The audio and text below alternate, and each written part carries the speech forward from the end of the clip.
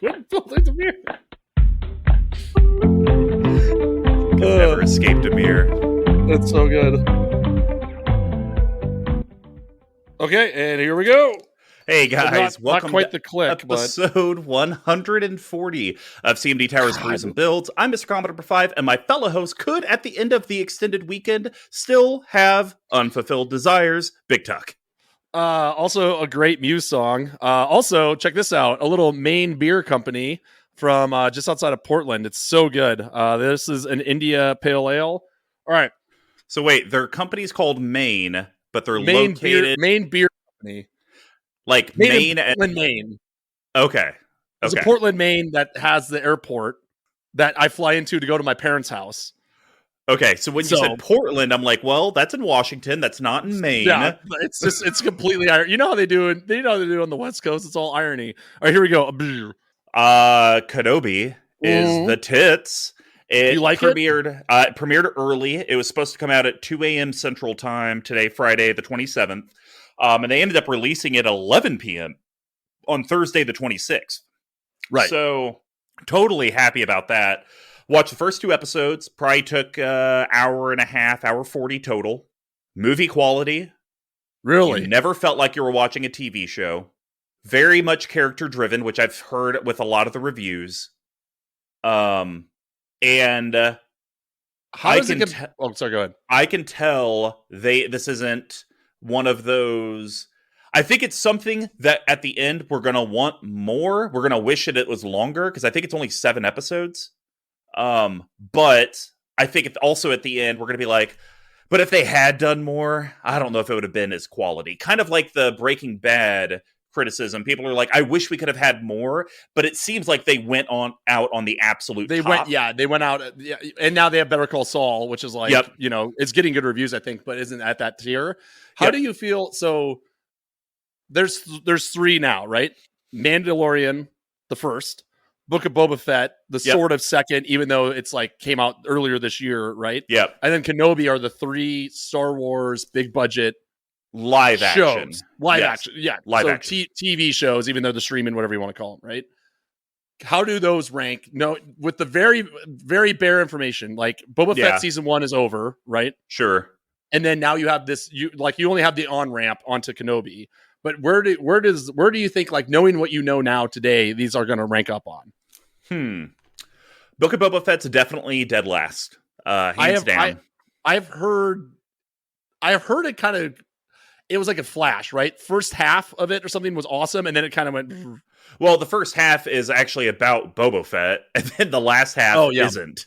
So right. Hard to call a show Book of Boba Fett there. But no, I will say this, though. The first half of Book of Boba Fett, the reason it was phenomenal is you got a lot of insights into what happened post-Sarlacc Pit. Which has always been how the heck did he ever get out of this? So that's why that was fantastic. And they humanized the Tusken warriors.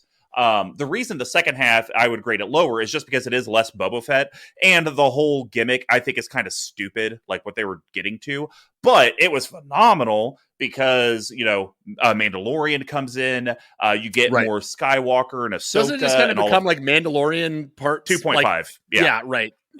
So that's why that's a dead last, and I would probably put, and this is not saying it's bad, but I'd probably put season 1 of The Mandalorian second to last, season 2 of Mandalorian, and then Obi-Wan first, or Kenobi first. Wow. Based off of the first 2 episodes. Sure. Based off the first 2. When you watch it, you really feel the pain of Ewan McGregor. And he's a very good actor. I think he's probably the best actor they've had on one of these shows, right? Rose McGowan, or not Rose McGowan, the girl who plays the one with the 2 lightsabers. Rosie O'Dawson. Yeah, she's a good actress. But oh yeah, she's phenomenal. This isn't a spoiler at all. Everyone knows this happens. At the end of the episode 2, though, Obi-Wan does learn that Anakin's alive. Like, this whole time, he thought he died on the planet. And so he ends up finding out that Vader is Anakin and all of that is him. And right. The acting that he does on his face, like, I'm getting goosebumps thinking about it. Like, you could see the pain, the conflict. Like, he wants to cry, but he wants to scream. He wants to yell. He wants to punch something, but he wants to curl up in a ball. Like, you just see him getting flooded with all these different ways, and he doesn't know how to feel. You said this is when Anakin appears when he finds out that Anakin's still alive. He doesn't actually appear. It's just he finds out that Anakin's alive. So I'm not going to tell you how that actually comes to effect, but we all know he's going to find out that Anakin's Darth Vader. I mean, that's just I mean, and that's not really a spoiler. No, right? no. But yeah, the end of episode 2, I'm telling you, if you just watch Ewan McGregor's face, it's great. So that was awesome. Very talented. And the only other exciting thing that's also still Star Wars related, because it's Star Wars Celebration Week this week, Jude Law is going to be in a live action Star Wars series. Get this, buddy. As the guy from Rogue One? Nope. 100 years before Phantom Menace. Oh. At the height of the High Republic, the rumor is it's a Sith-driven series. Oh. Yeah. Oh, wait, sorry. I was thinking of Paul Bettany. He was the one from Rogue One. Vision. Yeah, Jude Law is the one that... He hasn't been in any Star Wars anything yet, right? No. Yeah. I know who Jude Law is. Oh, all right. So anyways, that was my exciting stuff. It's been a great Star Wars week. Content was awesome. I even rewatched episode 3 on Tuesday to get in the mental anguish. Which is your favorite, right? It's tied number 1 now with Rise of the Skywalker. Got it. I loved that movie. There's pieces where I don't like, but I love the movie. Nice. Very exciting. Yeah. And I think you had a question for me, something about Moon Knight. Oh yeah, what were your thoughts on Moon Knight? Okay, quickly. I'll do this quick because I know you guys aren't here to hear us talk about movies. That was made loud and clear. I asked for your tight 5, but I want your tight 2. Yeah. So Moon Knight is standalone by itself, no MCU anything. I'd say the number 1 Disney Plus Marvel show, the best one by far. Production quality was great. The acting was awesome. The twists were fantastic. But I'll say in a overarching Marvel universe, I'd probably put it probably goes Loki, WandaVision, then Moon Knight. I'd probably, no, it's probably going to go Loki, WandaVision. I really liked Hawkeye. Then probably Moon Knight. You know, I haven't watched a single episode of any of these things. And I'm not going to lie to you. I feel like I haven't missed a damn thing. Well, let me tell you, you have. And guys, thanks for tuning in to our Marvel, Star Wars, Disney, sponsored podcast. And if you guys would like to help us out, we would love you to join our Patreon community, patreon.com/CMD Tower. Lots of different tiers. You get to chances to be on the cast, like our current group that we selected for the collective diagnosis. You guys should all be checking your emails to see if you got selected, and your Patreon accounts. But patreon.com/CMD Tower. If you're a current member, we would love a referral. So if you have someone that and Magic Fest are back, guys.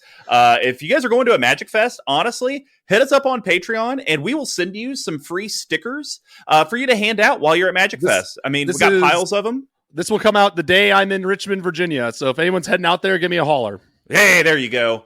Hey, I'll even do this. If any of you guys find BigTuck, beat him in a game.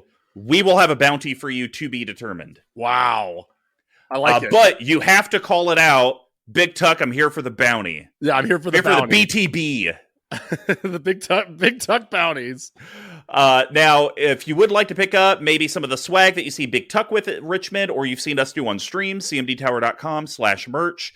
Plugins hopefully are working, but we are going to be getting on Etsy and eBay here in the coming weeks. We have to do a bunch of verification stuff, so you should be able to find our merch anywhere on the interwebs, but cmdtower.com/merch, redacted bits, moving on.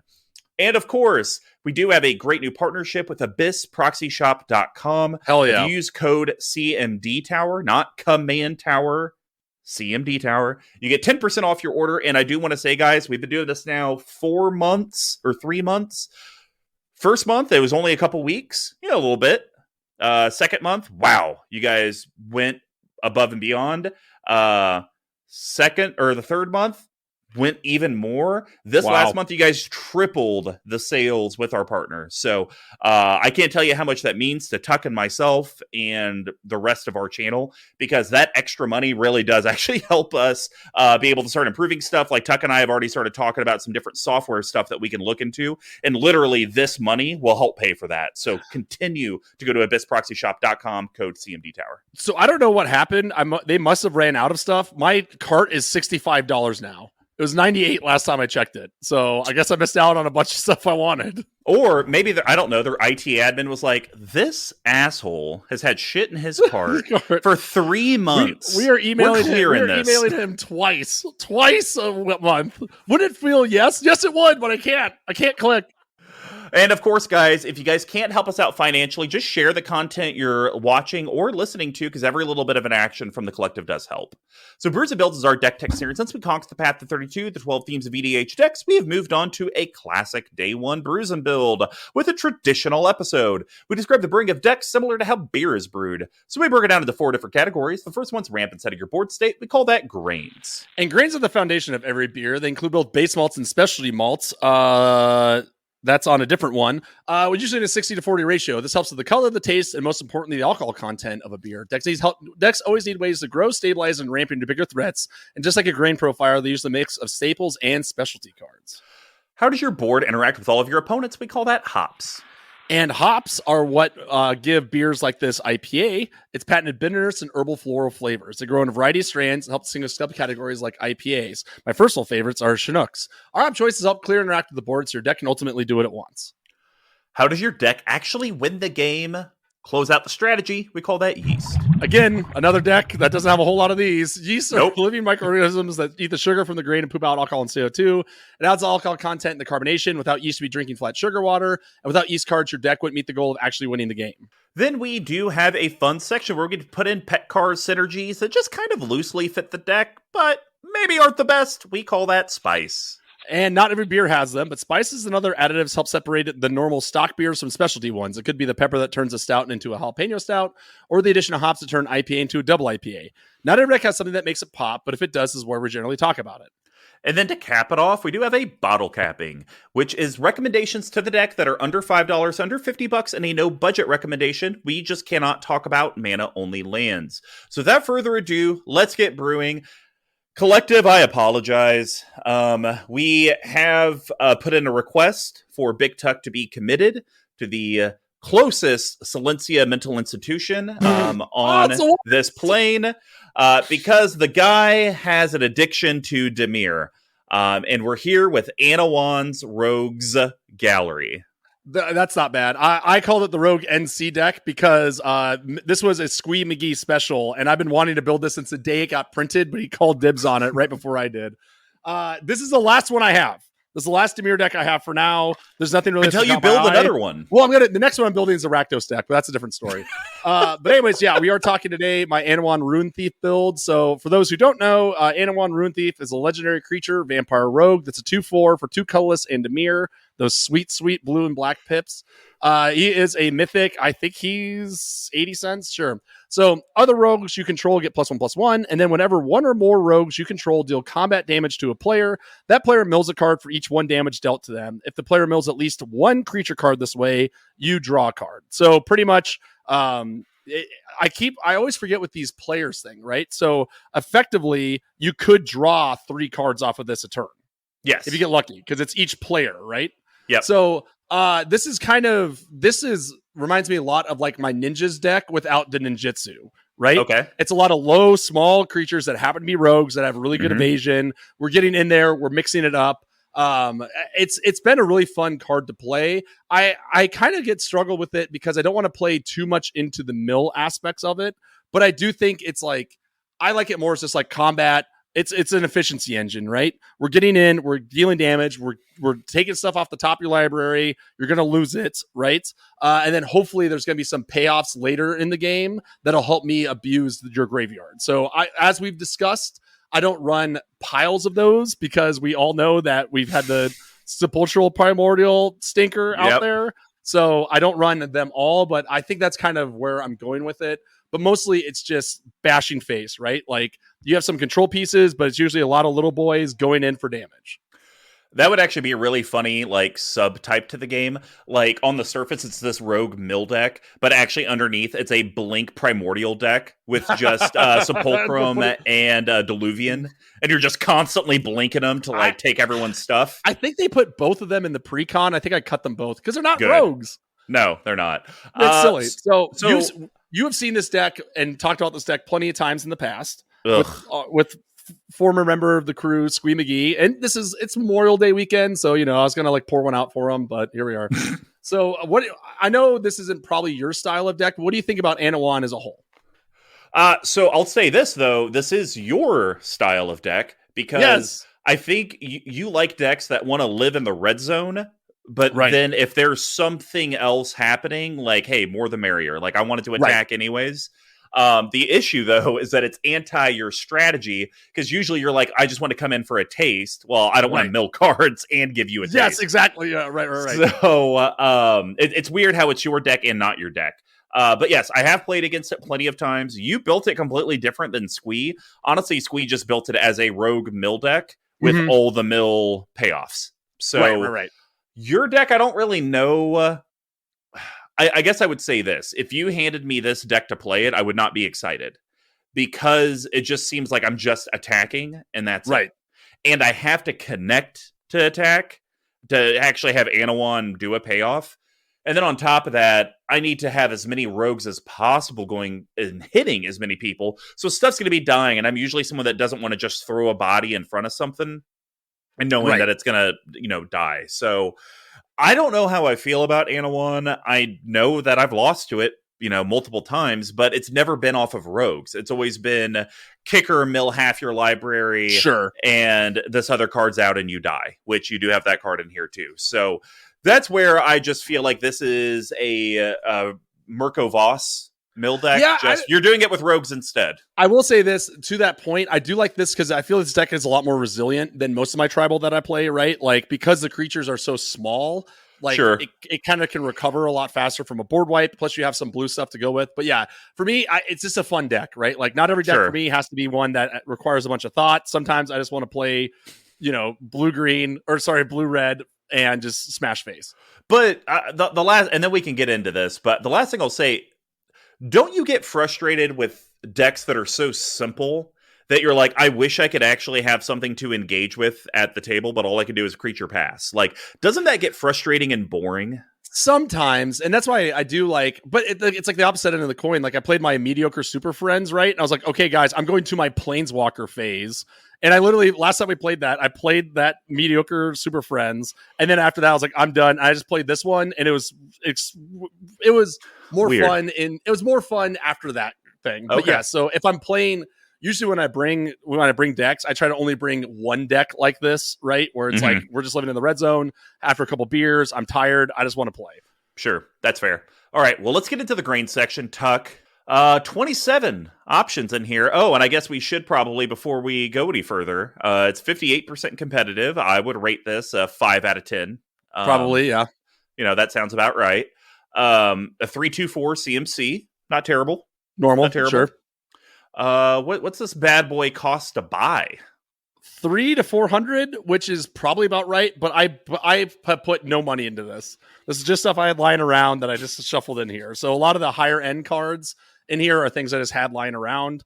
And lastly, mana's not that bad for having a kind of down the pipe. Yeah. Cards. I don't have any dual lands. I don't even think I have a fetch in here. So that ended up working. 11 islands, 11 swamps. There you go. Yeah, so I see your deck slighted a little bit more to the blue. Have you ever run out of islands before and thought about, making it a little bit more island and less swamp? No, but I only have 33 actual lands in the deck, 34 if you count MFDC. So that has been a problem in the past. So you really need to be aggressive with your mill going in. Well, Tuck, start with that grain. What's your first card? It finally happened. It's been usurped. My boy, my 2-drop token generator. There's finally a deck where it's not near as good as the other one. And that's why there's only one copy of this card in my collection. And that card is not March of the Dread Horde. It is, in fact, Bitter Blossom. I would say maybe the best card in the deck in the early game, at least, as opposed to Dreadhorde Invasion in here, which would be terrible. So a colorless and a black for a tribal enchantment fairy. It's around $40 to $50. At the beginning of your upkeep, you lose a life and create a 1/1 black fairy rogue creature token with flying. Slam dunk. You've always asked me, why don't you have Bitter Blossom? Isn't Bitter Blossom just better? Bitter Blossom, Bitter Blossom, Bitter Blossom. This is why, because I already have it in this deck. I only have one. Hey, Tuck, I think you could probably add a playtest version to your abyssproxyshop.com card with code CMD Tower. I think I'm actually going to go do that right now if there's not already one in there. But it's straightforward, straight down, fastball right down the middle, but I just want to bring it up because Dreadhorde Invasion's my boy. Yeah, I mean, I think would you argue if you're going to build an Anowon rogue deck and you actually want it, and you're not just doing it for fun, do you have to buy Bitter Blossom? I think it's pretty close, right? Like the only reason why this card, it's a Phyrexian Arena argument, right? Of like, well, if you draw it later in the game, you know, you don't get the value out of it, which is fine. But this game, for a CMC that's this low and creatures that are this small, this is a game that you kind of want to get into the mid range with, right? Like you get your small guys out, then you start getting into the mill strategy, start drawing into your bigger heavy hitters and the way you can close things out. So I think you probably need to have it in there.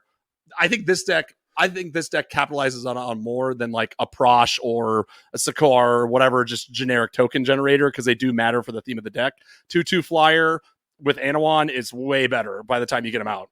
Okay.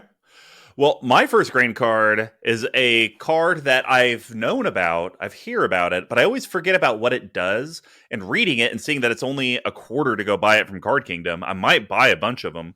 Sometimes it's good when you have something at the end step. If an opponent lost life, you get an action. Oh, sure. But it's usually at the end of your turn. Well, what if it was each end step? And that's where Sig River Cutthroat is phenomenal. Yeah. This is hybrid dimir, so you can pay any combination of blue and black as long as you got two. It's a legendary creature, Merfolk Rogue. It's a 1/3 for a quarter. At the beginning of each end step, if an opponent lost 3 or more life this turn, you may draw a card. It's a May effect, so someone can't force you. Sure. People, I mean, I am a perfect example of it. I lose 3 life on my own on my turn without opponents even doing it. And I love how it's just if an opponent, so it doesn't have to be that player's, whoever's turn it is, if they lost 3 or more life this turn, you may draw a card. There's no condition with that. Like, this thing's an all-star in this deck, right? Oh yeah, absolutely. Were you on that one stream where this person played this like Dimir Spellslinger for us? I can't remember who it was. I think it was Create Commander, and he drew 3 cards every turn. From I'm coming in for a taste. Well, now I'm gonna make it a little bit bigger, right? Like, I'm punching someone with my commander. Yeah, I think it's really strong. If you're playing an aggressive meta, I think this is a really exciting card. If you're playing a little bit slower meta, it's maybe not as good. But the fact it's a rogue on top of all that is just like the cherry on the top. Hot question. I just want a yes or a no. You obviously have to be in Dimir for this to work. Do you run this over Phyrexian Arena? Yes. All right. What's your second grain card? So this is one that just got a reprint, a much needed reprint, because this is another. We've talked before about like the package of cards you need in a tribal deck, right? And this one will really make you discover that your wallet is $20 cheaper, because Kindred Discovery is completely bonkers. So 3 colorless, double blue for an enchantment. It's about $11 to $20. It's going to be less than that coming up here after Baldur's Gate comes out. As it enters the battlefield, choose a creature type. Rogues. When a creature you control of the chosen types enters the battlefield or attacks, draw a card. No limitation on non-token creature, not once per turn. So for 5 mana and you play 1 creature that gets a swing, you get 2 cards back immediately, right? So if you're doing the 1-for-1, you're already almost halfway there in the value. I just hate the fact that this card is so expensive because it only got printed once in the Dragon set, which all those cards are. So again, it's like, oh god, I'd spend another $20 just to get this tribal strategy going. No longer. This card's going to go down in price, and now we can start slamming it in anything in blue and tribes. Yeah, this is, I get it. For tribal, it's amazing. I'm not as hot on it as everyone else is, just because it is 5 mana. It's a lot, and I almost feel like you have to have the big token creation when you play this, so you at least get 3 or 4 cards that turn. But if you already have it in your collection, it's a great card. I could see this, though, being a card you may be cut for a land. Okay, all right. Yeah, okay. 5 mana, take that out. Now we got a land. I think you probably have enough card draw in here, right? Or at least card advantage, disadvantage, either way. So right. This, even though it's beautiful in the deck, I think this is one of those that could get cut just to lower your CMC. This could be 105, 101, 102, that sort of thing, right? Yeah, I agree. All right. Well, my next one is another auto-include when you're doing a tribal deck. This is specific to goblins and rogues, but you do need mana reduced. Most ridiculous name of all time, Frog Tosser Banneret. Nailed it. Thanks, Lorwyn. 1/1. It's a goblin rogue. It has haste, and goblin spells and rogue spells you cast cost 1 less to cast. Very easy, but when you're in dimir or colors that do not ramp, as much as you can reduce the cost of your creatures, the better. Absolutely. And playing this turn 2 into a turn 3 Anowon, because really Anowon is what makes this deck stand out, right? Yep. Sure, okay, I'm coming in for 2 damage, unblockable. I got you, right? Yeah. But then when you start milling the cards, start drawing the cards off of it, I think this is a card that's really going to make your commander sing, especially as it gets killed over and over again. For sure. Tuck, final grain card. Okay. Did you disappoint me? I don't know. There's one on here that is just BigTuck bait. Every time you have it in your deck, you always talk about this mechanic. Oh, no. I know what you're talking about. That is a good one. But I'm talking about a card that is a piece of Magic history that I believe Squee Mcgee, speaking of which, was the person who brought this to light. Because just like that Muse song, and just like me and my friend groups, I have unfulfilled desires. So hear me out. Colorless Dimir, enchantment. 1, pay 1 life, draw a card, choose to discard a card, right? Mm-hmm. $11. It's been going up, baby. I got on this early, and this is another deck I slammed this in. Here's my thing. Sure, you have to discard a card. Fine, right? I'm not playing a whole ton of my own graveyard interaction. Fine. The reason why I like this is because you can do it over and over and over again. For example, the last time I played this deck, I was stuck. I had nothing. I had a handful of lands. I did nothing to do, right? I just need to get it out here. So being able to spend a turn to dump 4 into this at my opponent's end step, bin all this crap I don't need, and at least redraw 4 life doesn't really matter. I also have started identifying my playstyle as kamikaze, and the fact that I really don't care about my life total. I've noticed that in like all the decks I played last night. It's like, yeah, sure, whatever. Is it 1? Don't care. So that's why I like this card quite a bit. It does suck that it's not automatic, but I do like the fact that you can just trigger it over and over again. Do you like this more than Necropotence, considering that you don't even need the colorless mana? Man, it's so hard. Like, I've struggled with that same thing, and they're effective. I think Necropotence is a little bit more expensive. I don't know, man. The exile wouldn't really matter either, I guess. Okay. I like this better than here because it gives you the chance to at least be reactive, right? Sure. So if I'm in that game, I was like digging for an answer, right? Like I was trying to find a counter spell or a bounce or something, right? And that's why I like it better than here. What do you think? So you probably like Necropotence better, I'm guessing, right? Well, I like Necropotence because I don't need mana to do it. Mm-hmm. The negative of Necropotence is always the negative of Necropotence. You can only get them during your end step, right? And then you're immediately in cleanup. So I guess it depends on what your deck is lacking. If you have this in your deck for answers, then I guess you always make sure you have the mana up. But if you just have this in your deck for card advantage, Necropotence is just 10 times better. 10 times better. Yeah. Because you do not need any mana to do it. Yeah, you don't have to time lock yourself to draw 4 cards or whatever, right? Exactly. Yeah. All right. Well, my last one, I went there. Court of Cunning. Yes. It's great in an Anowon deck, so that's why I'm talking about it. I'm not talking about it because you love Monarch. Woo! So, Court of Cunning. That's great. Colorless, blue, rare, $1. It's an enchantment. When it ETBs, you become the Monarch. At the beginning of your upkeep, any number of target players each mill 2 cards. I like that because you can choose yourself. If you've been maybe in a I just keep drawing lands, target yourself. Hey, let's move it along.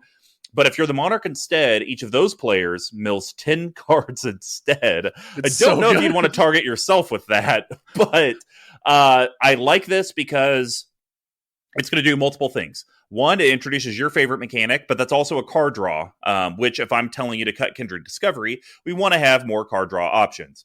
Number 2, people are going to mill no matter what. And that's what I love about these Court of cards, is you don't have to be the Monarch to even get the effect to happen. Like, could you imagine how much worse these would be if at the beginning of your upkeep, if you're the Monarch, you do this, but that's all it does. You have to be the Monarch to make it happen. It'd be 10 times worse. So I like it's milling no matter what, even if it is just 2 cards. That is 2 cards, or sorry, that's 6 cards a rotation. That's still very good. We talk about Altar of the Brood and it having value at 6 cards a rotation. But then the last thing, this deck is a weird, like I talked about, live in the red zone mill deck. The mill is really inconsequential. So people are going to take the Monarch from you because they don't want to mill 10. Well, you're going to be swinging at people no matter what. I'm going to take it right back. Exactly. Yeah, so I'm just going to take it back, and then I'll have it for my upkeep, and you're still going to mill 10. And now I just lowered your life total and made you mill even more off of my rogue triggers. So I think this is a sneaky card on a lot of different levels. I guess I'm curious, though, why do you have this as a grain card? This seems more of like a hop card. I think for me, it's more of the card draw, right? Like, I'm going to, like, a lot of times when you play the Monarch, you're like, okay, if I get one thing out of this, it's going to be good. Because I have all these low to the ground evasion creatures, I'm going to get it back.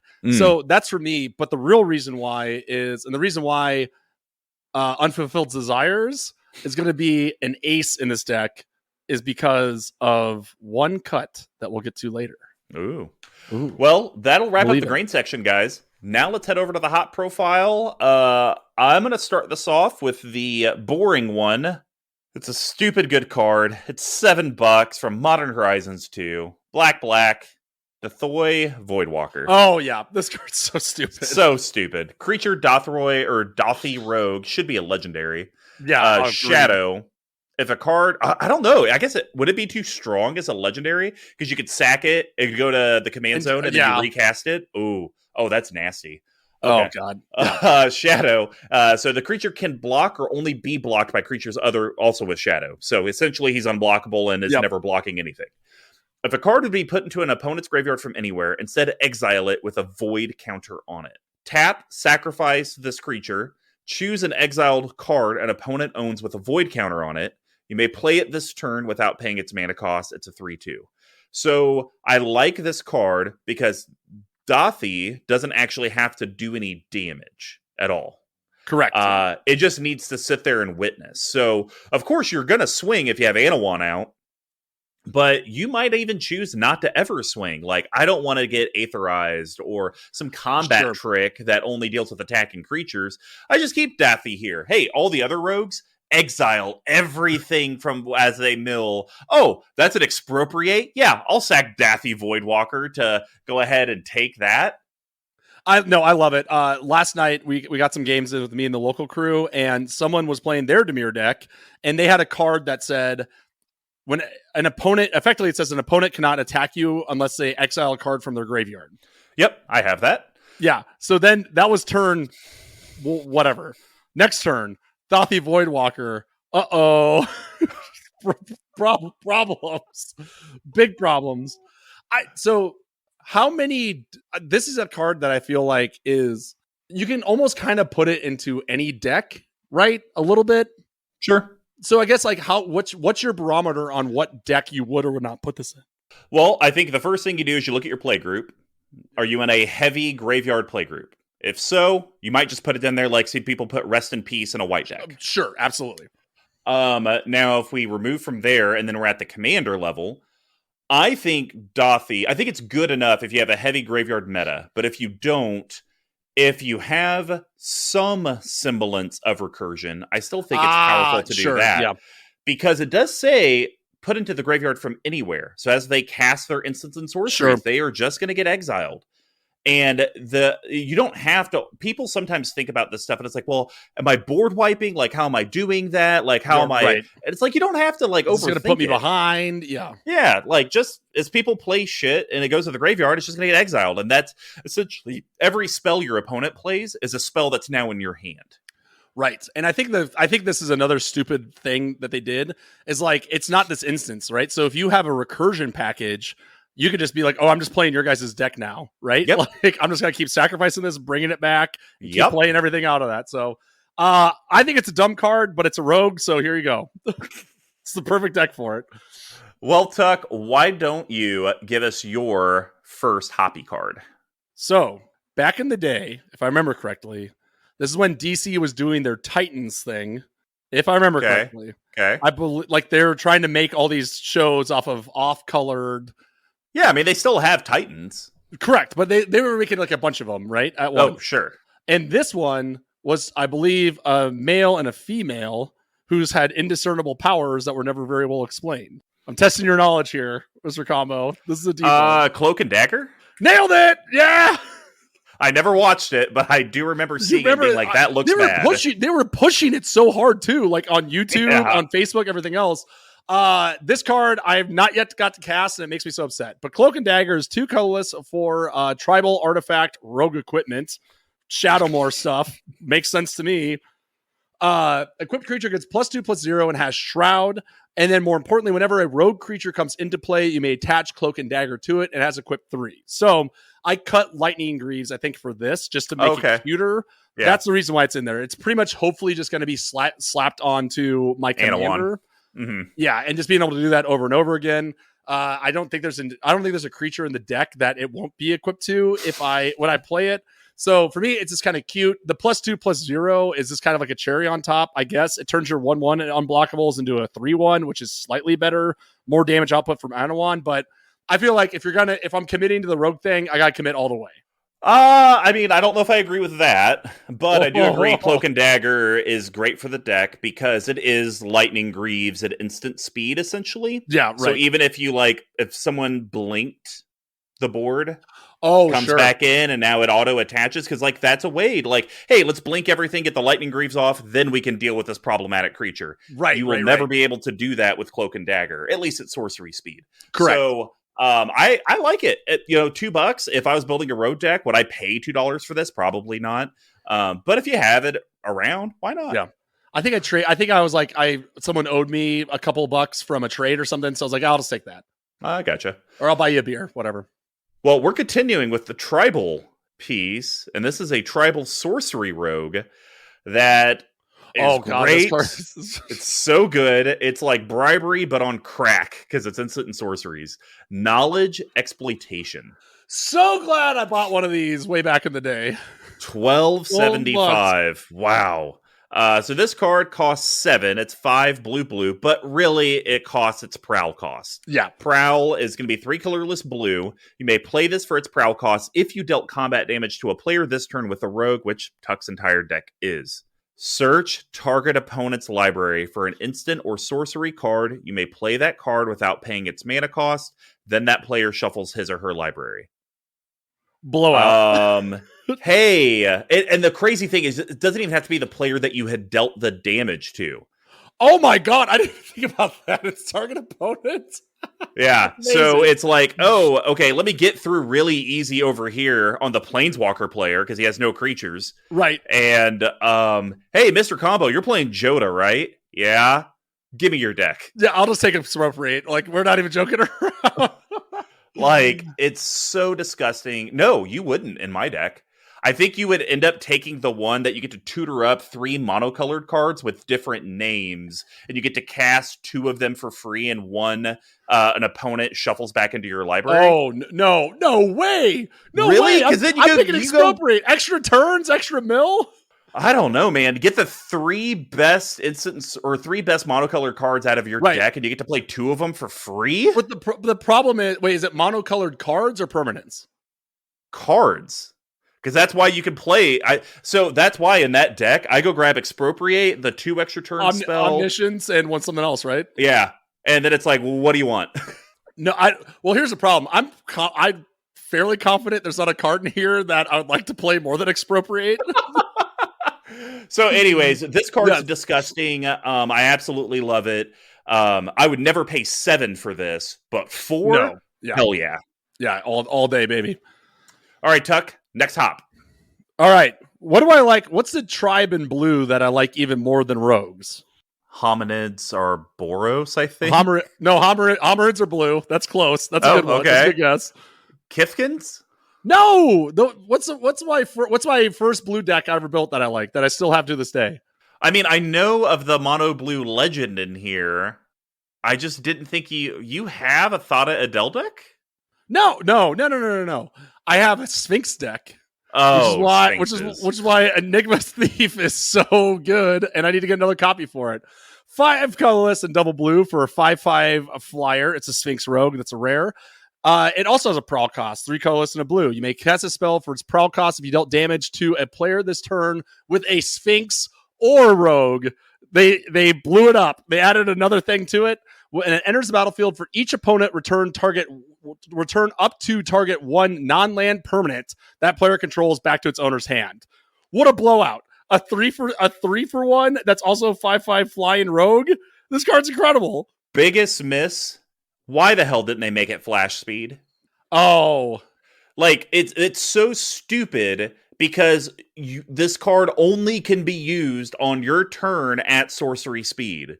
Yeah, it is so silly. That is silly. Because 7 mana, it should be flying flash. It's like if I want to pay, it's because you basically would say on my turn I get it for 4 and I have to deal damage, or if I do it on an opponent's turn, I just pay the full cost in 7. Right, because I can't deal the combat damage to a player with a Sphinx and a Rogue. So big flavor miss. I agree with that, but it's still bonkers, and it's going to be coming to a Sphinx Deck near you. I just thought it was like $15. That's all I got. 15 cents, but that's all right. Exactly. Put it in the Abyss Proxy Shop cart. Well, I just, I wanted to talk about cards that just make playing VEDH terrible. So, we were over there with good. Which one? Is it my boy? One? I think it's got to be the boy, right? So we started with knowledge exploitation, and now we're taking all your artifacts. And we're doing that with Thada Adel Inquisitor. Yes.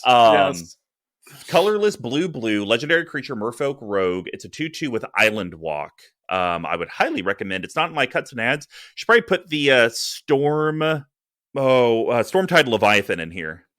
Oh yeah, that'd make really everything islands. That'd be really good. That'd be a really good closer. Yeah, it's like flying an Island Walk is all that can attack. Yep. So anyways, whenever Thada Adel Inquisitor deals combat damage to a player, search that player's library for an artifact card and exile it. Then that player shuffles his or her library. Until end of turn, you may play that card. I love this in the hop section because I have actually used Thada Adel more to remove the critical pieces that people need from their deck. Darksteel Forge, Panharmonicon, that sort of stuff, right? Yeah, Helm of the Host. Sure. I have only ever used it for ramp when it was like I had to make a deal with someone, like they wanted to kill it because they were worried that I was going to take their good stuff, and it's like, hey, if you leave it alone, I'll only target your mana rocks or only your equipment, stuff like that. But I don't know, Tuck. Have you ever played Thada Adel and you're actually going and grabbing soul rings to play Soul Ring, or are you doing it to exile their gross artifacts? I don't play in a very heavy artifact meta right now. I think I'm the only one that plays those kind of decks. So it really depends, right? But in this deck, there's not like the grains that we have. If you look at them, are mostly creatures, right? Just to get into damage because you kind of have to get that thing going. So for me, grabbing another Soul Ring to catapult me through with 34 lands and no way to go get the lands, sometimes it's good enough. But yeah, it just really depends. I thought you were gonna go with the Gonti package, which also Gonti is maybe my most talked about creature, right? Oh yeah, it has to be, right? Hands down. No question. Well, it's either that or you kind of are up there on the Brash Tainter. I do. CCO. I read him a lot. I think the Brash Tainter is the one I've recommended the most in cuts and ads. But yeah, I do really like Thada Adel. I think that there's an argument that she makes a really interesting commander in her own right. Mm-hmm. But I don't want to do that. So yeah, I if I'm playing against an artifact player, I'm immediately going looking for Microsoft Lattice, Darksteel Forge, whatever, like the Nevral's Disc, that sort of stuff. And like, no, I don't want this on the battlefield, right? And don't forget, it does say play. So you can go grab artifact land. Oh, yeah. I like it. Those are a lot more rampant. And I bet you that's actually something your playgroup probably has because it came up with all those cheap ones that came in tapped. Oh yeah, definitely. Well, give us your last hop card. People talk shit about this being one of the worst swords of X and Y. When I last played this deck, this card in and of itself literally kept me alive. It's great. That's the only way. It is great, right? Why do people not like this? Sword of Body and Mind, 3 colorless for an artifact equipment. These should be legendary. That's a conversation for a different time. It's a mythic rare, $15. It's on the spectrum of the most affordable one, right? In relationship. Equipped creature gets +2/+2 and has protection from green and from blue. Green has big creatures, blue has removal. Done. Whenever equipped creature deals combat damage to a player, you create a 2/2 green wolf creature token, and that player mills 10 cards. I am dead ass serious. This card kept me alive because I only had 1 creature almost the entire game, and then I drew this and I was like, okay, I got 2 creatures. I can at least block. Like I can attack and block every single turn. What is the hate with this card, right? Like, is it just because milling 10 isn't as good as like untapping all your lands? Well, it is only milling, quote unquote, 10% of their starting library. Now, my argument when people say that is like, are you doing this on turn 1 or are you doing this on turn 8 or 9? And they've already drawn 15, 20 cards, and it's actually milling 20% of their library. Right. So I hate that argument, but Here's my thought on why people aren't as hot on it. Green and blue are not the color combinations most people are scared of. It's typically so the protection from blue and red. Sure. It's usually a Sword of Light and Shadow. The black and white for from removal. Black and white. Yep. Yeah. And I would, I'd probably say like from a protection standpoint, and you might have seen this in our group chat today. I feel like unless a card is just busted or can be abused, people aren't here for it. Like, and like, because you might have noticed, I was talking with the group a little bit about that new Mana Rock, 3 colorless, taps for any color, but then when you tap it, you roll a d20, and it's like, oh, well, like if you need a Mana Rock that taps for any color, this is awesome. You get a great value that may or may not happen later. Who really knows? And it was like, well, I wouldn't run it unless you had ways to like untap it, do it again. It's going to take this long on average, and it's like. I'm sorry. I didn't know we only put cards in our decks because it has this like top 1% echelon. They're easily bustable, yeah. And that's the issue with this card. Yeah, for sure. There is a new Mana Rock that I am really excited about. It's 3 colorless, tap for any mana, but you have no maximum hand size. Oh, that's pretty cool. Thought Vessel, round 2. Yeah, if you need the card. So anyways, Sword of Body and Mind is underrated in my opinion, and it was in the Mirko Voss. I took it out and put it into here. Then I retired Mirko Voss, so gotta love it. All right. Well, guys, that wraps up the hop section. Tuck kind of alluded to it, but how the hell is Anowon going to win a game in the Yeast? So I got one that you're going to hate. I got one that I'm guessing you're going to cut it. And then I have 2 that are awesome. So I'm going to get the one out of the way. We talked about how I don't love playing other people's graveyards, but because I am milling them a lot, there could be a time where I could cast a 3-drop sorcery and potentially come out of it on top. I can already tell you're upset, but I feel Mnemonic Betrayal is very, very interesting in here. So colorless, a blue and a black for a sorcery. So not good. Mythic rare, 2.65. It's reverse Yawgmoth's Will. People love that card. Exile all. Are you cutting this? Be honest. No, because honestly, I didn't read the card. Oh, fair enough. So exile all cards from all opponents' graveyards. You may cast those cards this turn. You may spend mana, though, as mana of any type to cast those. At the beginning of the next end step, if any of those cards remain exiled, return them to their owner's graveyard. Exile Mnemonic Betrayal. I'm so hot on this. I bought 4 copies, and I have 3 of them sitting in binders. So here's the thing. This is not something you're doing on curve. This is something that's a Hail Mary, right? Like, sure. We've been board wiped 6 times. I have 10, 15 mana out, and there's some cards I'm going to be able to get back into this game and reestablish myself. That's it. Please continue.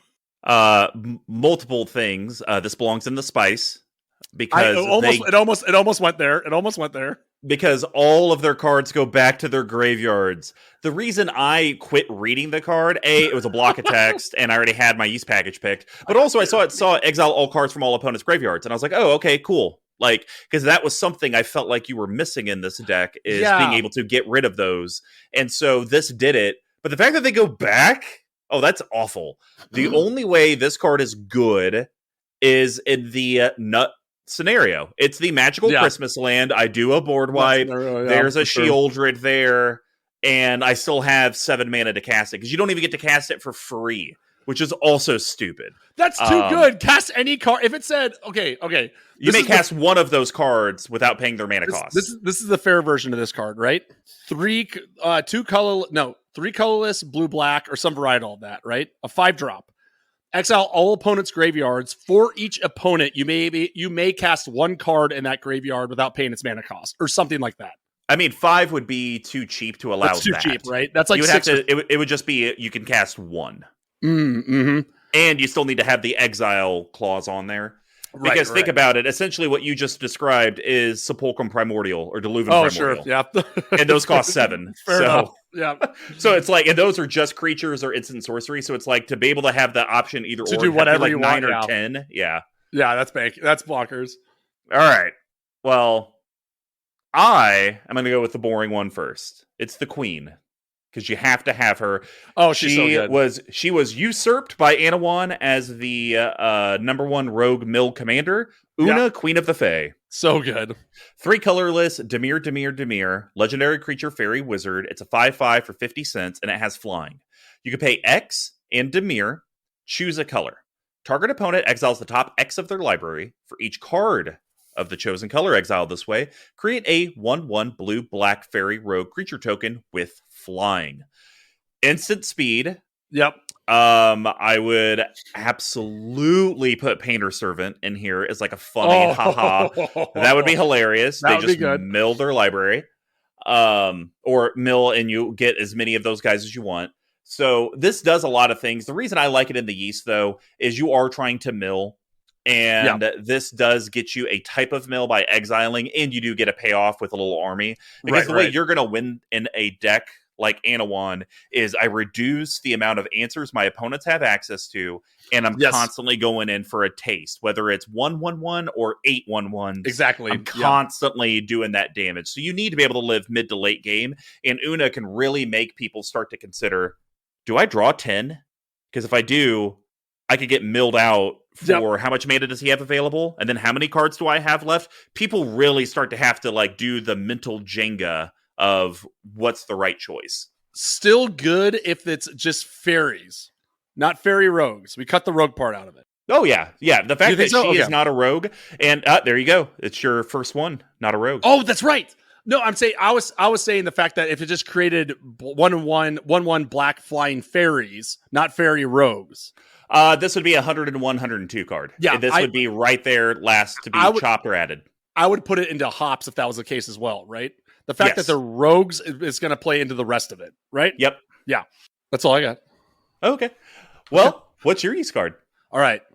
We all know I like alternate win cons.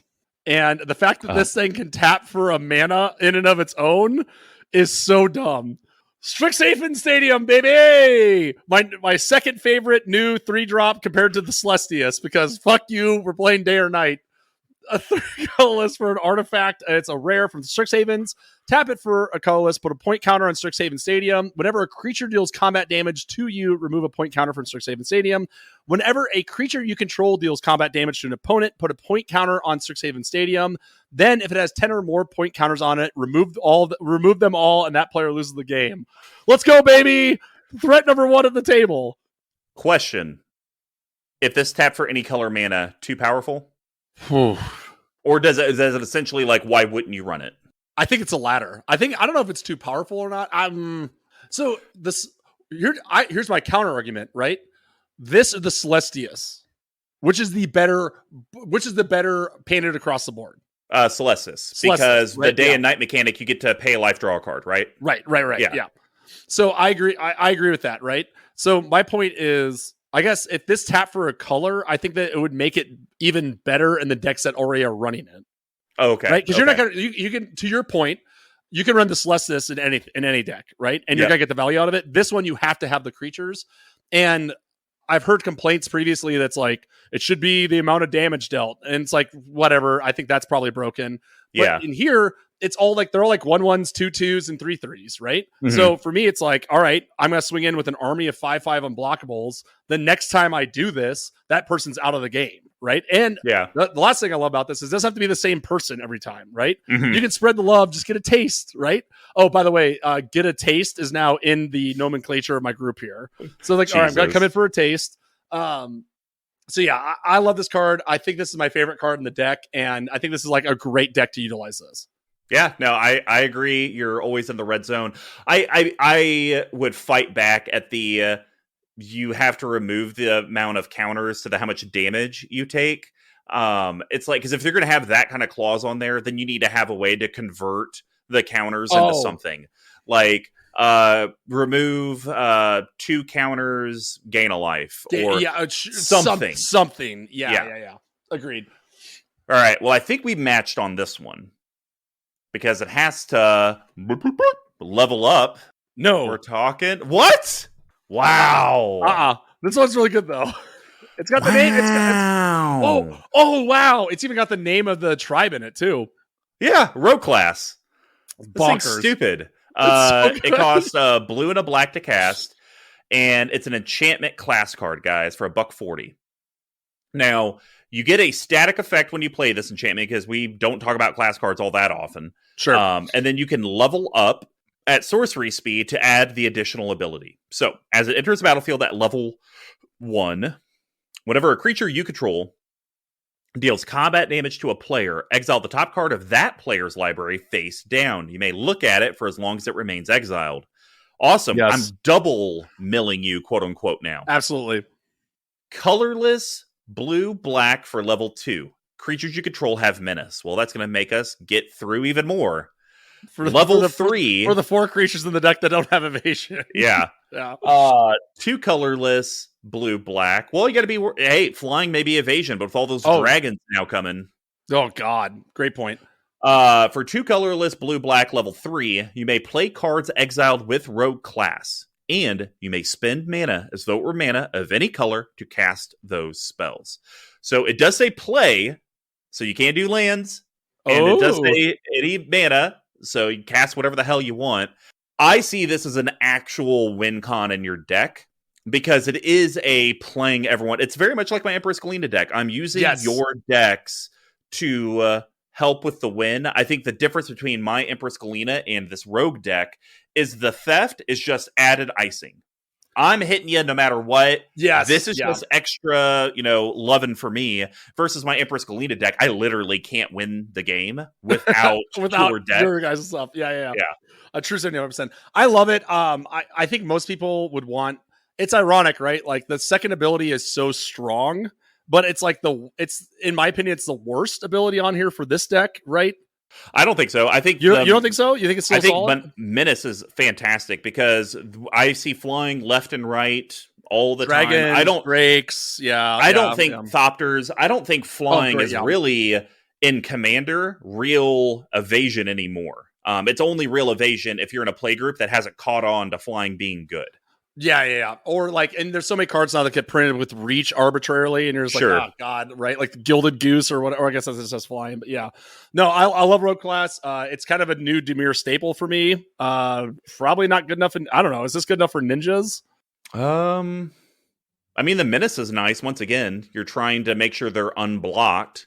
Right. So, hey, is this good enough for ninjas? Do I just need to get another copy of this? I mean, it's only $140. So, worst case, you go slam it in one of your 8 other dimir decks. How dare you? There's only 3. All right. Well, what is your final game winner? Strixhaven Stadium doesn't do it fast enough. You have to wait over time to make someone forced to lose the game, right? I want something that I can do immediately when it deals damage. And granted, oh my god, has this deck ever gotten to 7-8 mana? I don't think so. But at some point it will. And that's where our old pal Vorpal Sword comes right in. 1 black for an artifact equipment should be arguably could be legendary for $1. Equipped creature gets +2/+0 and has Death Touch. Good enough, honestly, right? Anowon's a 2/2, a 2/4. Equip it to him. He's a 4/4 blocker with Death Touch. Not bad. Equip double black, but most importantly, 5 colorless, triple black.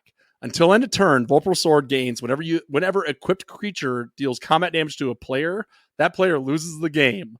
Let's go. I want to slap this on a Slither Blade, turn 1, people forget about it, or turn whatever, and people forget about it for years, because all I'm doing is like, just a taste, right?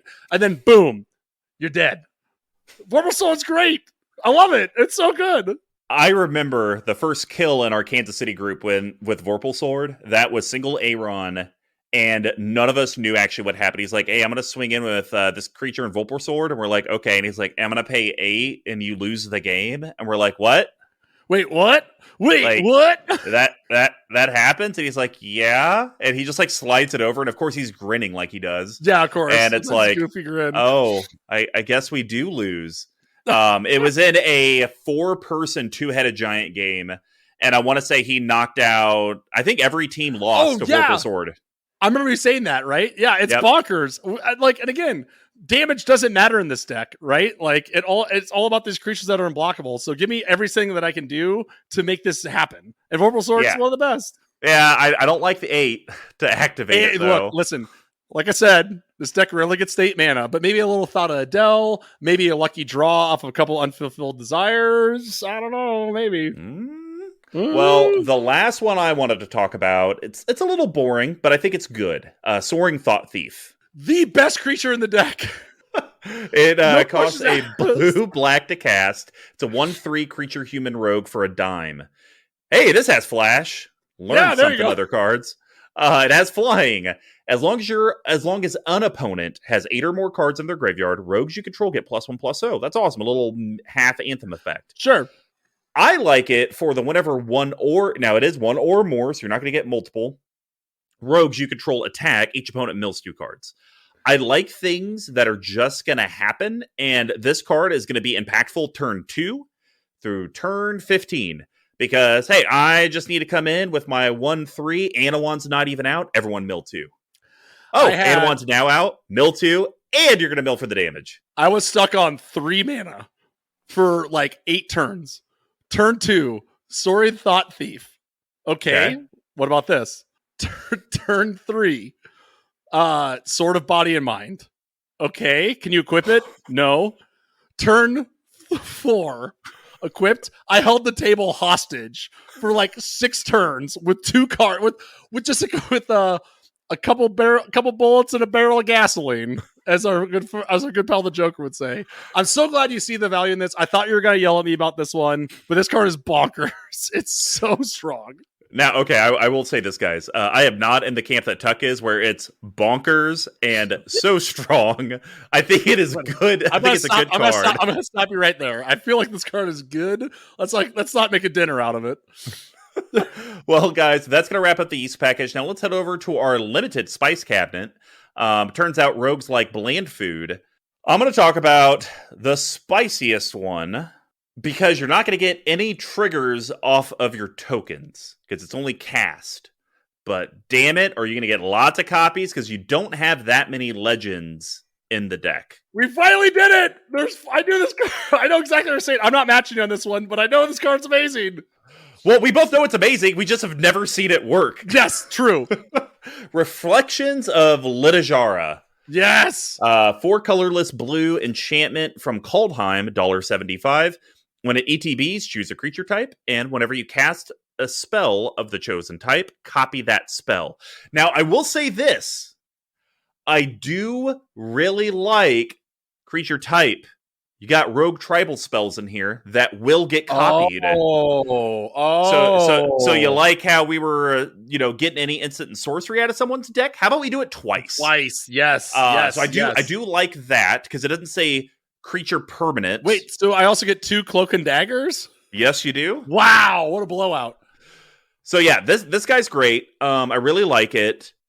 Reason I'm comfortable with it in the spice is because I think Anowon's true form is a go wide token deck with quote unquote lords supporting and helping the rogues do even more with their combat.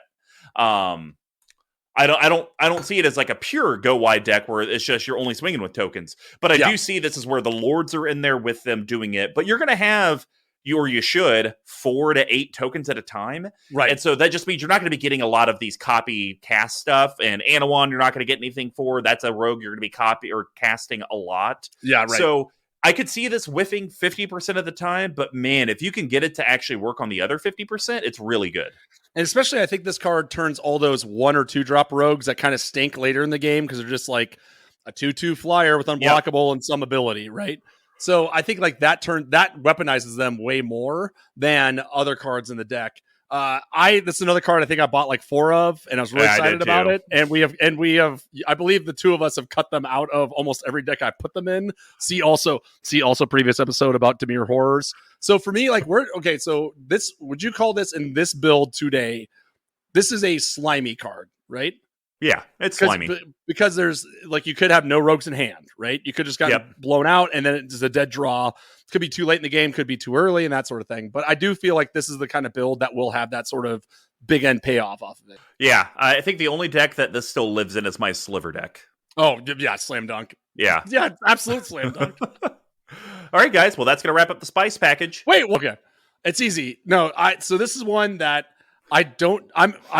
there's 2 in the spice that and this one I wanted to hear your opinion on. So the other one that I want to talk about is Eloise Nephalia Sleuth. So 3 colorless, dimir in black for 4/4 legendary creature, human rogue. That's a mythic. See, I thought so.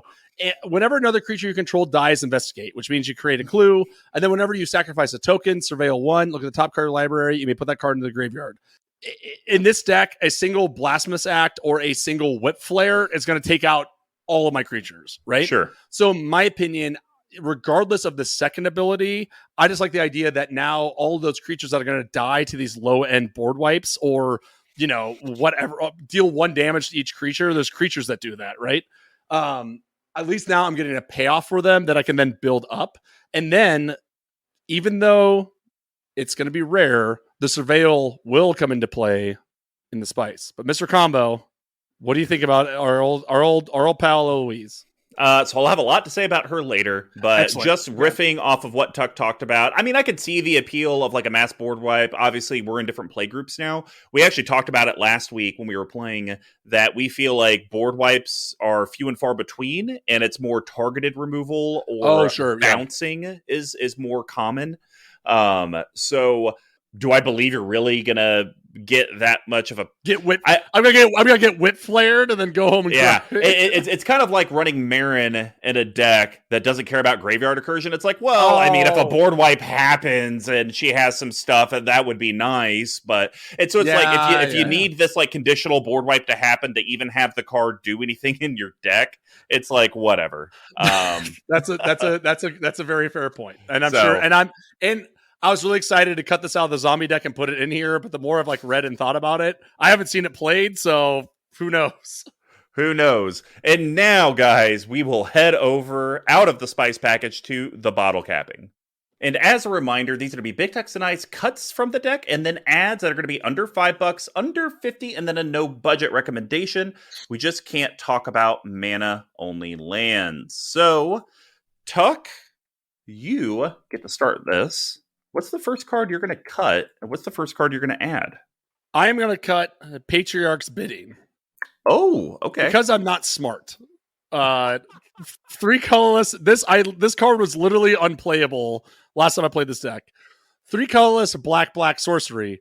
I'm going to read you the way I thought this card was worded. You choose a creature type. Each player returns all creature cards of this type chosen this way from the graveyard to the battlefield. Instead, this reads, each player chooses a creature type. Each player returns all creature cards of a type chosen this way from the graveyards to the battlefield. Yeah. Important distinction, especially when literally every person in the group runs almost only tribal decks. Yeah, that's why I thought it was a perfect spice, because it's like, well, this could backfire. This card used to be like $10, so when it got bumped down to $1, I think I bought like 5 of them, and again, same problem. So, anyways, I guess I should just stop buying these bulk. But oh my goodness, there is a fixed-ish version of this that I do like quite a bit. It's a mythic rare out of Kaldheim called Haunting Voyage. So 4 colorless double black for sorcery. Choose a creature type. You do. Return up to 2 target creature cards of that type from your graveyard to the battlefield. If this spell was foretold, return all creature cards of that type from your graveyard to the battlefield instead, and it has a foretold cost of 5 and double black. So you can pay for 2, and then you pay for its foretold cost later in the game. For me, I like this as a tribal reanimator, right? You could probably do like Rise of the Dark Realms might be a little better, and that sort of thing. But I just like the fact that you can just play this. It's sitting out there. Most of my creatures are going to be dying to, like I said, the dreaded Whip Flare or whatever else. So just an idea of being able to have some sort of graveyard reanimation, and the fact that we've already talked about like Unfulfilled Desires, the Surveil, perhaps. I could be loading my graveyard up with these sort of things. It sits out here, late game, I pay 7, I get to rebuy my whole board, and by then I should be able to close it out. Yeah. I mean, look, if I didn't play in such a tribal heavy meta, Patriarch Smizzian's incredible, but literally every time I play, there's at least 2 people that are playing tribal, including myself.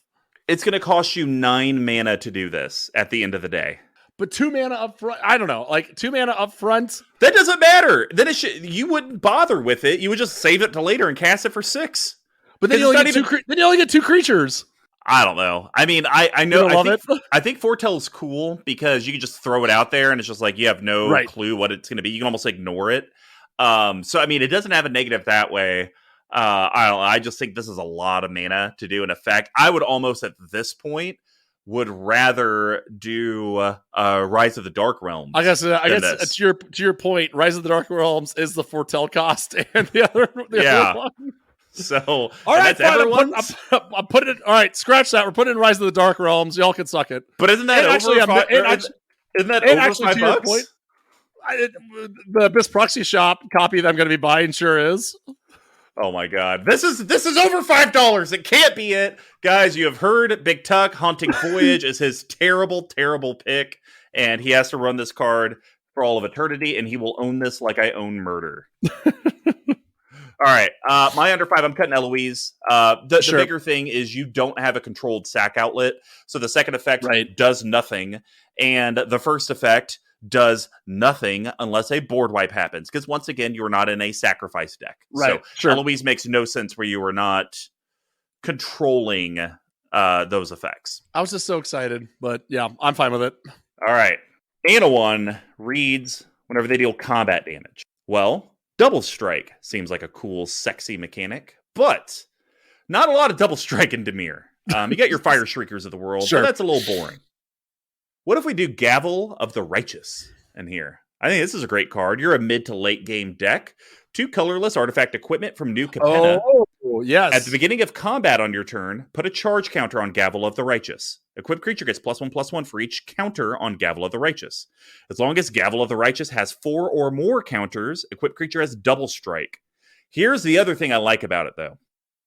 The equip cost. You can either pay 3 colorless, or just remove a counter from Gavel of the Righteous. To me, that's pretty amazing. And this seems like a card. You drop it down turn 2, and counter, counter, counter. They're dealing with other stuff. There's probably other things they need to focus on. Yeah. And then Gavel of the Righteous, even with doing it on Anowon. I mean, now you're hitting someone for 6 command damage and milling 6 cards. And I do like this a lot for the extra damage, right? I think that's more important. And to your point, I'd rather have this than a Fire Shrieker that's just more vanilla, because milling the critical mass of milling 6 cards over 1 is, to me, a big difference when we're just talking about damage, right?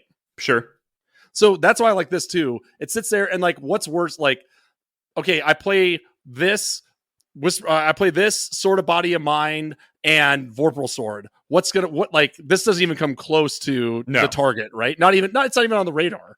But see, people aren't going to think about the Double Strike piece. They're just going to be like, oh God, 6 from Anowon. Can I deal with that? It's actually 12. And that's 12 cards that you're milling. So that's the thing I like about it. And I like the equip cost. Like, you could always do your BigTuck thing. Like, hey, well, what if I remove a couple counters, get rid of the Double Strike? You don't target. I'm gonna bounce it around. I'll move it around. Creatures. Yeah, exactly. Yeah. Here for it. And it's what 48 cents. Yeah, that'll work. So that'll play. that'll do. All right, Tuck. Under 50, a little bit bigger budget. I was so upset because I don't like this card, and it just happens to be a rogue in the same way that Hull Breacher happened to be a pirate.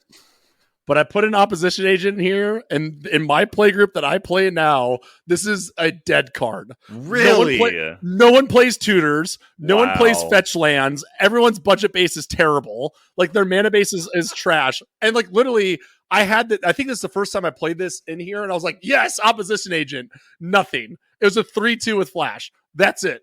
Now, granted, in other play groups, like if I was playing in Kansas City, this would be the card I'm tutoring for to get as fast as I possibly can to stop someone else from going off. But my current play group, which is how I'm evaluating my decks, this is the deadest card in the deck. That's insanity. Is that wild? That is wild. It's just dead. Even they aren't Kadama's reaching or cultivating or rampant growth. There's not a lot of green being played, and a lot of it's more creatures. Yeah. So, okay. Sidebar. Last night, the games we played, someone played mono red creatures, ninjas, and a dimir horrors. The second game, someone played dogs and cats, mono red creatures, sagas. And then the third game, someone played mono red cats again. It's just all tribal. It's just all creatures, all tribal. No one does like tribute mage or trinket mage. Nothing. Wow. There's no blue. There's very little green. If it is, green's like the tertiary color played. So, oh my god! It sounds like you're just in a Mardu group. That sounds terrible. Awesome. It's just violence all the time. I love it. That's why I played my new Jun deck and just like won on like turn 6 gazillion damage. So, anyways, that's the kind of play we're in. So this is the boring one. I feel if you're playing this deck, you have to play Maddening Cacophony. It's so much value. Colorless and a green for a sorcery with kicker 3 and a colorless. Each opponent mills 8 cards. If the spell is kicked, each opponent mills half their library rounded up. Even though I don't have a ton of the mill payoff cards, this is such a big thing, right? And then to your point, when you have 100 cards in your deck and you get milled for 6 from creatures, you're like, I don't know, whatever, right? Yeah. When you have 40 cards in your deck and you get milled for 6, you're like, that's close to a fourth of my deck, right?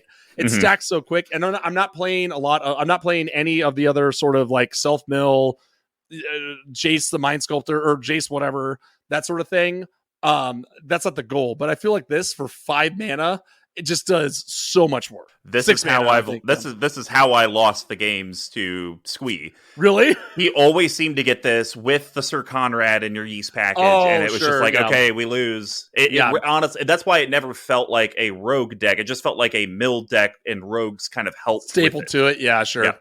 Definitely. All right, yeah, I'm here for it. All right, I'm gonna cut a card that hopefully you're okay with. It's in your yeast package, and it's so stupid. It's stupid. Obelisk of Erd, cutting that crap.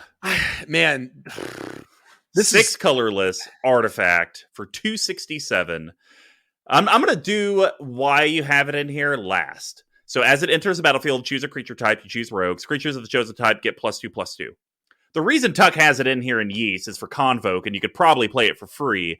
Your creatures can help cast a spell. Each creature you tap while casting the spell pays for a colorless or 1 mana of that creature's color. Okay, Tuck, would you rather tap 6 creatures to get this, or would you rather hit someone with 6 creatures? Hit for 6 okay, and draw 4. Yeah, it was right. It's right on the cusp for me, right? Like, man, like I'm okay cutting it. I'm glad to hear some things. I think so. This is a really good card in my Sphinx mono blue deck because a 4/4 flying Sphinx, 4/4/4 Sphinxes are not near as scary turn over turn as 4/6/6 flying Sphinxes. Sure. Right? But I think when we're going from 1/1s to 3/3s, that's not as big a jump as I want it to be, right? Well, okay. I mean, unfortunately, that argument doesn't hold weight because in the Sphinx argument, you're only increasing their power by 50%. By half, yeah. In the Rogue deck, you are tripling your power with the +2/+2. So you're going to have more 1/1s than you are Sphinxes. Sure. So that's where that argument doesn't work well. The reason I go against it is you are not trying, and you already talked about how you have mana woes. Like, are you ever going to see 8 mana for Vorpal Sword? Are you really trying to tap your entire board to play a double Anthem effect? To time walk myself when I have an Anthem effect in the command zone, right? Yes. Yeah. Okay. Yeah. I'm here. This was on the list. This is on the also rans for me to cut. So I'm down for it. All right. Modern staple for $6. Leyline of the Void. Oh, the Void. 2 colorless black enchantment. M20 is the most recent copy. Sure. If it's in your opening hand, you can play with it on the battlefield for free. Or if a card, or when it's on the field, if a card would be put into an opponent's graveyard from anywhere, exile it instead. I think the biggest risk you're going to have is especially in your meta, probably Monster Mash type of effects. It might not be an Eldrazi, but it could be a Vigor, or it could be some of the cheaper ones that you can't really do the mill. It's not going to work advantageously for you. So I think this is a card, kind of like Leyline of Anticipation. If you want to play at flash speed, have it in the deck. And then if you have it in your opening hand, cool. Even better. If not, whatever. And I think this card is the same way, because you're not going to be upset drawing this on turn 15 or turn 1. Yeah, I agree. And I think like I've always struggled with like how much do I want to put in this deck of dealing with opponents' graveyards? And I think I'd rather just be like, it's a sunk cost for everyone, right? Like if it's in your graveyard, I can't use it either, and I don't care because I'm just trying to get even more stuff into your graveyard and out of it. You know what I mean? But think of your and you know your playgroup better, but in our playgroup, the graveyard has turned into a second hand. A second hand, yeah. So it's like 50-50. But still, that's 50% of the people at the table. You might be accelerating their deck, and there's only one person that's getting slowed down. So you do want to get rid of those graveyards. Yeah. So I and especially for $6, I thought this card was a lot more expensive. Yeah, me too. I wasn't the same, but I thought this was like 15. But I guess it's got printed enough. So yeah. All right, buddy. No budget. What are you doing? Right. This is where we're gonna get weird. Okay.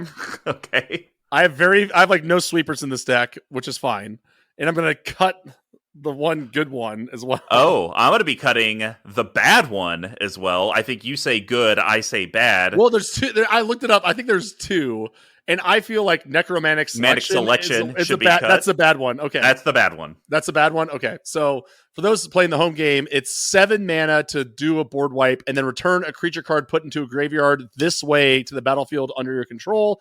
If it's a black zombie, and then exile this card. So I feel like if I'm playing this, it's because I'm getting out go whited, right? In this deck, yes. The reason why I would play a board wipe in this deck is only because someone is playing green tokens, green plus whatever tokens, and I can't keep up because I don't have that much removal, right? But then the downside of this is like, what am I going to get back? A token generator? Who gives a shit for 7 mana? Like I don't think this card doesn't like sit well with me for a sweeper any way you cut it, right? In this deck, no. Here's the difference though. I like this card a lot, but I run it in like my Joda deck where a bunch of my shit's indestructible anyways. Like I don't care. And I'm taking your best creatures, or I'm getting my commander back from the graveyard. Your deck, it's like you can get your commander back, but he doesn't do jack without a bunch of rogues. Yes. So there's literally nothing in your deck that I would say, Tuck, you know what? If you got that card back, that would be pretty great. That'd be great. You don't have any of it. So, okay. I crunched some numbers, and even with cutting opposition agent and Eloise, we still are sitting at 31 creatures. Okay? All right. I got ways to mill myself. Okay. I have cards to put things in my graveyard. And we all know I like the alternate win cons. So let's get wild.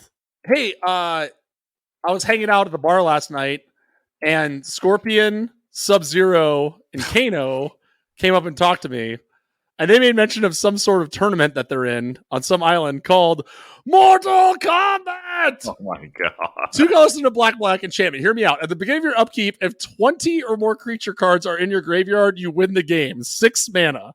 It's a long shot. Don't get me wrong. I'm not debating that this is a slam dunk. This is a spice card. This is like spice. This is like 3 cards removed from a spice card, right?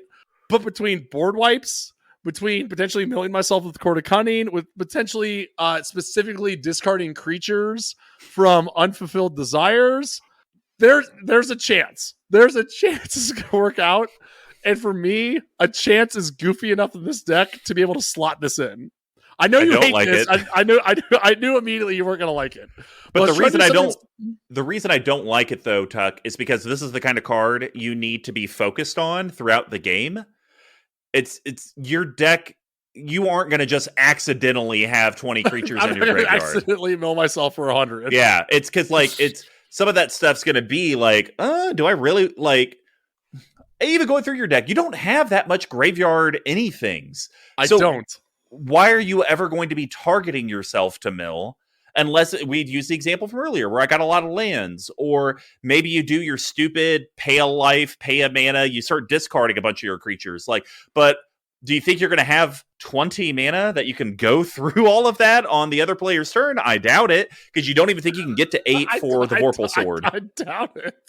I understand it's insane, right? But I'm a sane person, and I thought I'd bring in an I was trying to find another "you win the game" card, and this is the only one that made sense. So I'm only okay with it if you get the Torment copy, and then instead of the C, you like Sharpie in a K. Sharpie in the K. I thought you were gonna say if you just replace the two guys' faces with mine and yours, the two muscle. Oh, that's beautiful. Yeah. Oh yeah, there we go. Good, right? I mean, because that's pretty much what we look like IRL, right? People don't know behind the microphone, but we are also. We're so shredded you can count the muscles on top of our rib bones. Okay. I went boring for this last one, That's but fine. you need to hear me. I did the necromantic selection as well. Yeah. You need ways to win the game without having to deal damage.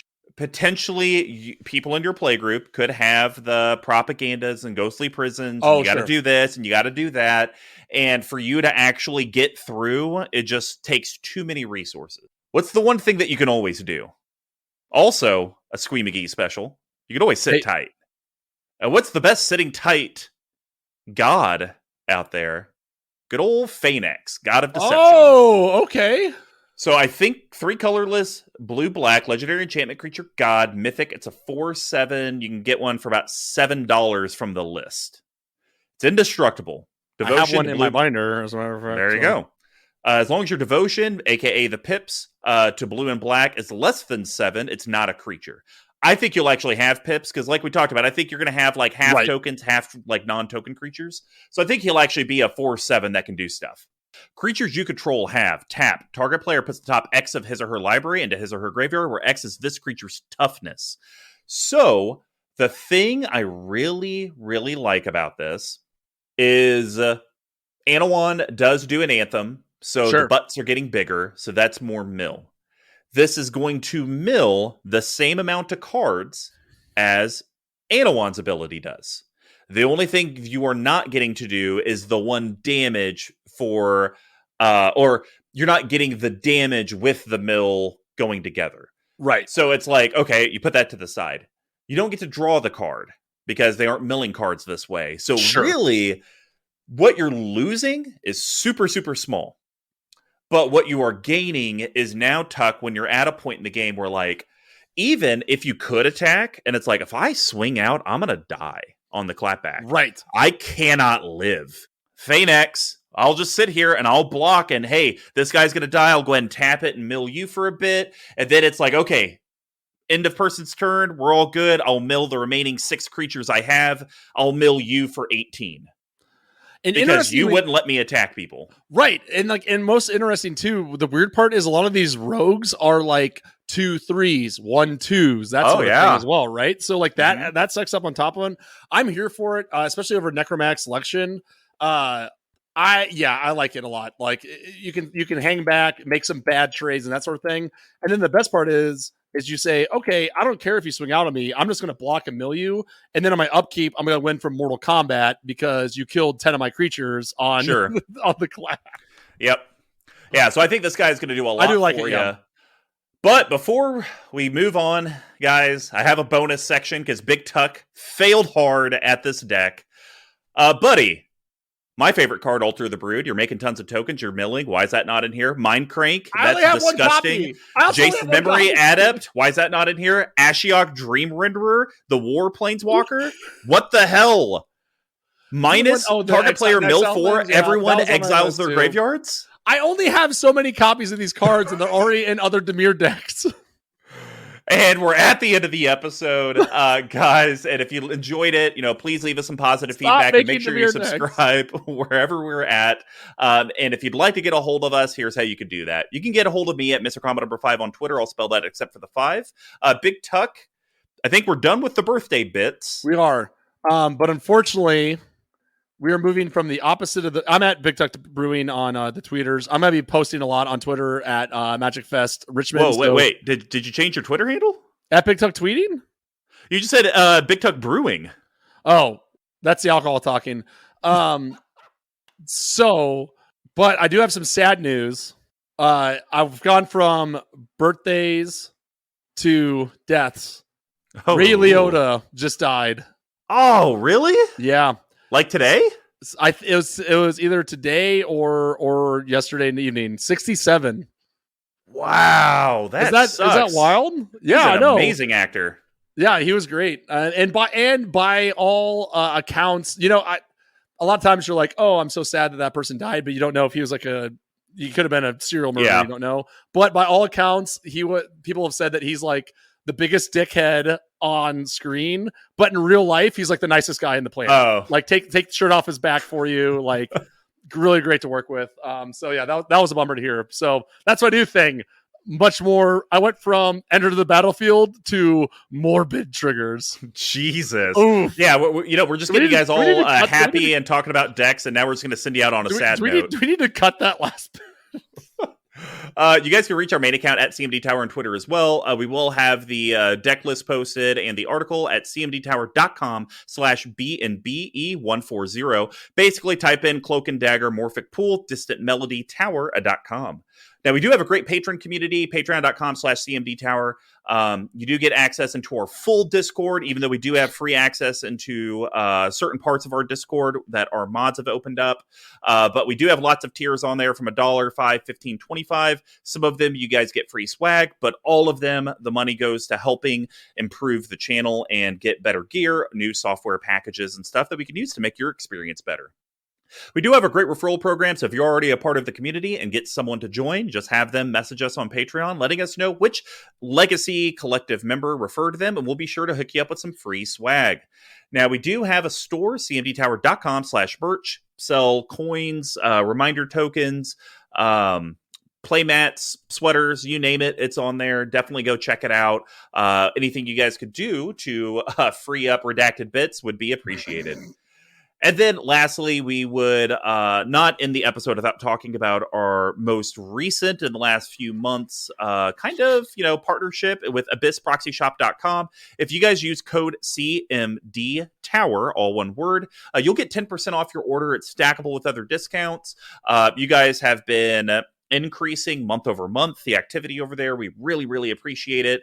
We got our biggest contribution this month, which immediately is going to go into our Twitch side to see about trying to simultaneously live cast what we do on Twitch to YouTube, Facebook, maybe even the Brews and Builds recordings. You guys can watch those live.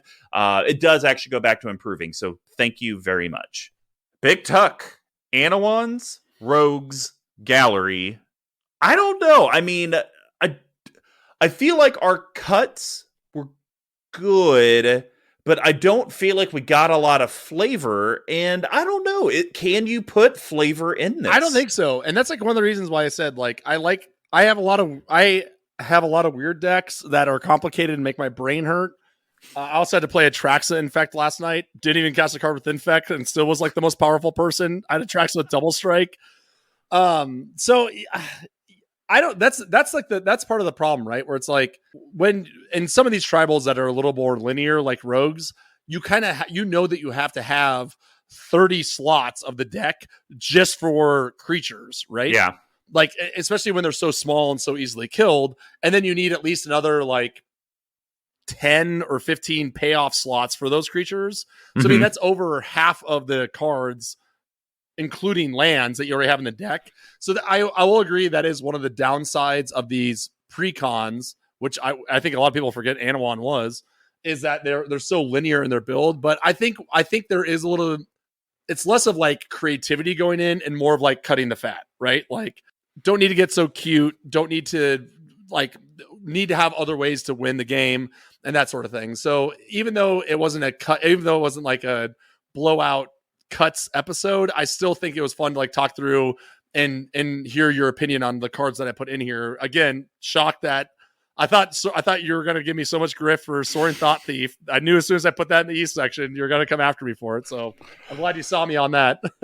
Yeah, and I was as I was doing my notes, I was just trying to think about like how could you spice this up. And really, the spiciest thing I could come up with is the blue enchantment that you make everything a particular creature type. Is like maybe you start trying to do like cutesy, where like you actually have no rogues in the deck. Like Anowon's the only rogue, and the whole goal is to like get these other great. It's like the best of Dimir week, but then you make everything into a rogue. Right. These are the colors to do it in too. So yeah, and it would be kind of like I was working on that Alter the Brood tribal deck, where the only way I could win is through Alter the Brood. So I need ways to recur artifacts from the graveyard if people blow them up, or try to pull it from exile. So it's like, is that like insanely sweaty and just way too much work? Probably. So I'll be interested to see how this deck evolves over the years. I think as we get more interesting rogues printed, maybe the milling just becomes secondary. Like I'm just actually a rogue combat deck, and the mill is just cool, I guess. Yeah, for sure. And again, like our playgroup the playgroup now, even the creative decks are like Orzhov Angels or Cat and Dogs. Like it's all just combat. So it's nice to be able to compete into that, I suppose. Well, guys, I hope everyone had a great Memorial Day weekend last weekend, and we'll see if me and Tuck survive ours. Bye. We'll see.